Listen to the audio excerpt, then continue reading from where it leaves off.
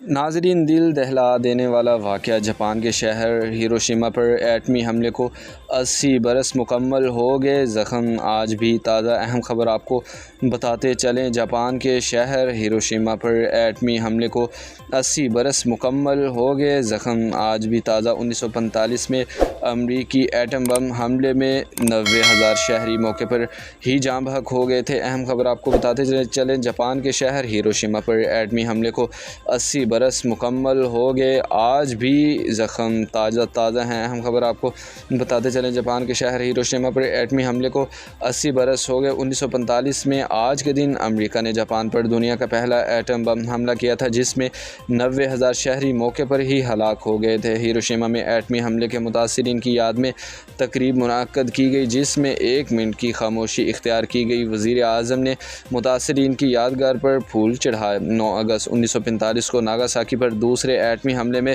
74,000 افراد کی ہلاکت کا تخمینہ ہے۔ حملوں کے بعد جاپان نے 15 اگست کو ہتھیار ڈال دیے تھے۔ اہم خبر آپ کو بتاتے چلیں، جاپان کے شہر ہیروشیما پر ایٹمی حملے کو 80 برس مکمل ہو گئے، زخم آج بھی تازہ۔ بروقت اپڈیٹس جاننے کے لیے ہمارے چینل کے ساتھ جڑے رہیں۔ اللہ حافظ۔